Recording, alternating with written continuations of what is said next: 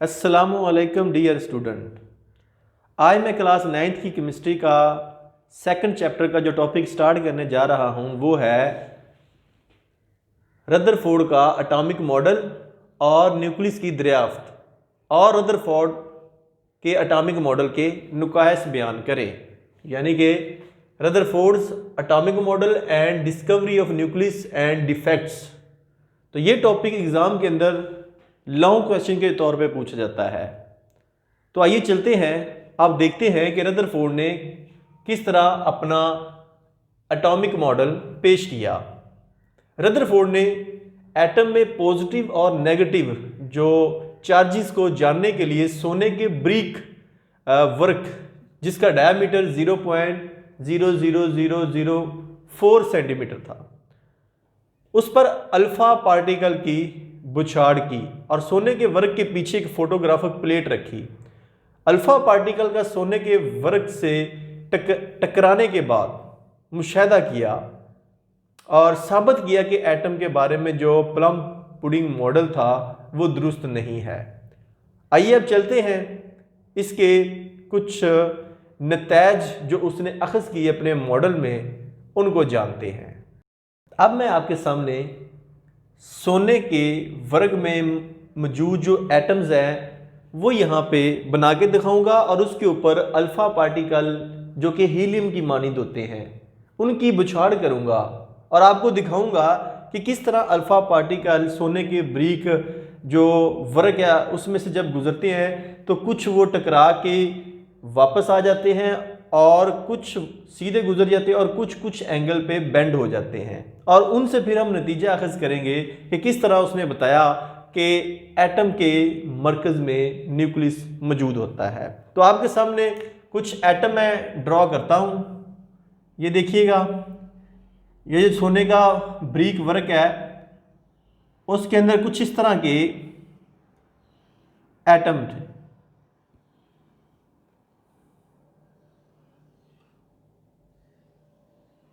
ये एटम है, इनके सेंटर में, हर एटम के सेंटर में आपको पता है कि न्यूक्लियस मौजूद होता है जिसके अंदर प्रोटॉन होते हैं, जिसकी वजह से ये मैं पॉजिटिव चार्ज प्रोटॉन की वजह से शो कर रहा हूं। अब इसके ऊपर मैं अल्फा पार्टिकल की बम्बार्डमेंट करता हूं क्योंकि वो हीलियम के न्यूक्लियस की तरह है। तो यहां पे मैं लिखूंगा कि अल्फा पार्टिकल्स। तो यहां से मैं इनकी बम्बार्डमेंट करूंगा और आप देखेंगे कि कुछ पार्टिकल सीधे गुजर जाएंगे और कुछ एटम से टकरा कर वापस आएंगे।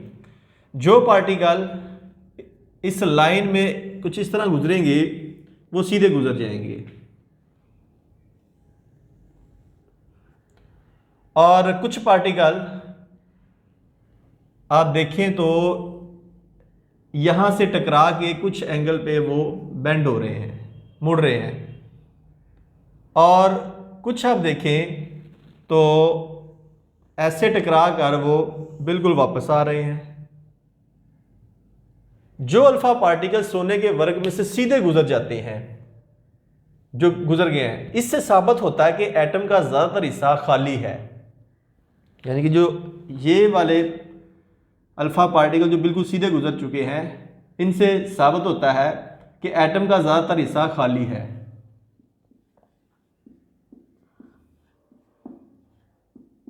ज्यादातर हिस्सा खाली है।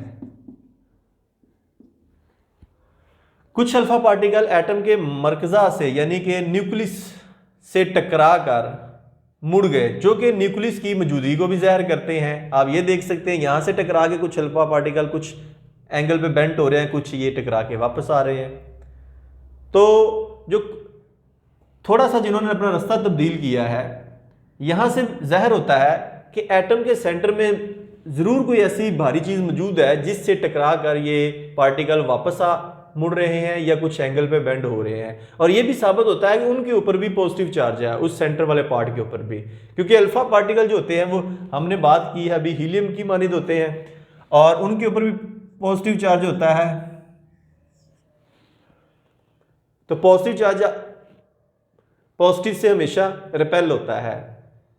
ये वो पार्टिकल है जो वापस मुड़ गए हैं।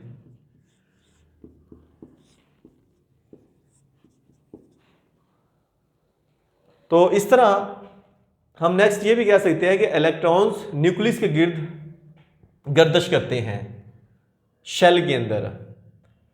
एटम एक न्यूट्रल जर्रा है, इसमें प्रोटॉन और न्यूट्रॉन की तादाद बराबर होती है। इलेक्ट्रॉन के अलावा न्यूक्लियस में मौजूद तमाम बुनियादी जर्रात को न्यूक्लियॉन्स भी कहा जाता है। न्यूक्लियॉन्स।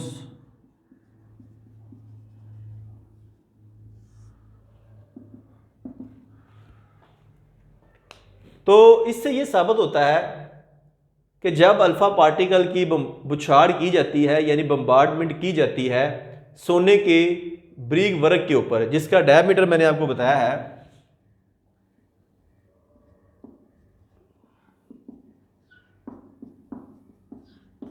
0.00004 सेंटीमीटर, ये उसका डायमीटर है जिसके ऊपर हमने अल्फा पार्टिकल की बुछाड़ की है। कुछ ज़रात सीधे गुजर गए जिससे साबित होता है कि एटम का ज़्यादातर हिस्सा खाली है, और कुछ ज़रात टकरा कर कुछ एंगल पे मुड़ गए और कुछ बिल्कुल वापस मुड़ गए। तो जिससे साबित होता है कि एटम के सेंटर में कोई भारी चीज़ ज़रूर मौजूद है जिससे टकरा के अल्फा पार्टिकल वापस आ गए हैं, जिससे साबित होता है कि ये जो सेंटर में भारी चीज़ है इसको बाद में नाम दे दिया गया कि ये है न्यूक्लियस। इसको न्यूक्लियस का नाम दिया गया है। तो यही हमारा टॉपिक था कि रदरफोर्ड का एटॉमिक मॉडल और न्यूक्लियस की दरियाफ्त। इस तरीके से रदरफोर्ड ने एटम के अंदर न्यूक्लियस दरियाफ्त किया। इसके कुछ नुकास भी हैं इस मॉडल के। अब हम चलते हैं नुकास की जानिब कि कौन कौन से इसके नुकास हैं, उनको जानते हैं। नुकास क्या हो सकते हैं? नंबर 1, इलेक्ट्रॉन न्यूक्लियस के गिर्द गर्दिश के दौरान एनर्जी खारिज करके न्यूक्लियस में गिर जाते हैं। पहला तो ये नुक्स है कि जैसे ही इलेक्ट्रॉन न्यूक्लियस के गिर्द हरकत करेगा वो अपनी एनर्जी खारिज करेगा और आस्ता आस्ता एनर्जी खारिज करने के बाद एक ऐसा वक्त आएगा कि वो न्यूक्लियस के अंदर गिर जाता है। दूसरा पॉइंट, इलेक्ट्रॉन्स के मुसलसल एनर्जी खारिज करने की वजह से मुसलसल स्पेक्ट्रम यानी कॉन्टीन्यूस स्पेक्ट्रम बनाना चाहिए, जबकि एटम सिर्फ लाइन स्पेक्ट्रम ही बनाता है। यह भी इसका ड्रॉबैक यानी नुक्स है। तो ये दो बेसिकली मेजर नुकास है जो मैंने अभी आपसे डिस्कस किए हैं। नंबर 1 कि जब इलेक्ट्रॉन न्यूक्लियस के गिर्द हरकत करता है तो हरकत करने के दौरान एनर्जी खारिज करता है। जब एनर्जी खारिज करेगा तो एक ऐसा वक्त आएगा कि इलेक्ट्रॉन न्यूक्लियस के अंदर गिर जाएगा।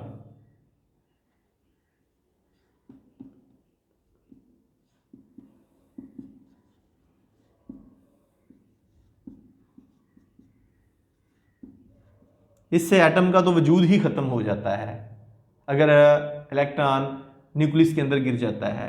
और दूसरा पॉइंट कि क्योंकि वो मुसलसल एनर्जी खारिज करता है जिससे उसे मुसलसल स्पेक्ट्रम देना चाहिए, जबकि एटम जो है वो लाइन स्पेक्ट्रम शो करता है। एक इसका ये पॉइंट है ड्रॉबैक। तो इन दो ड्रॉबैक की वजह से फिर रदरफोर्ड के एटॉमिक मॉडल के ये जो नुकास थे दो, इनको दूर किया बोहर ने। तो मैं उम्मीद करूंगा कि आपको रदरफोर्ड के एटॉमिक मॉडल के बारे में मुकम्मल तौर पर आइडिया डेवलप हो चुका होगा। अगर आपके ज़हन में कोई क्वेश्चन हो तो इस वीडियो के नीचे कमेंट बॉक्स में अपना क्वेश्चन पुट कीजिए। अगर वीडियो पसंद है इसे लाइक करें, अपने दोस्तों के साथ शेयर करें ताकि वो भी घर बैठे सीख सकें। और अगर आपको सबका वीडियो वसूल नहीं हुई तो इस चैनल को सब्सक्राइब करें ताकि डेली बेस पे जो लेक्चर मैं अपलोड करता हूं उसका नोटिफिकेशन आपको मिल जाए। तो नेक्स्ट वीडियो तक आपसे इजाज़त चाहूँगा। अपना बहुत ज़्यादा ख्याल रखिएगा।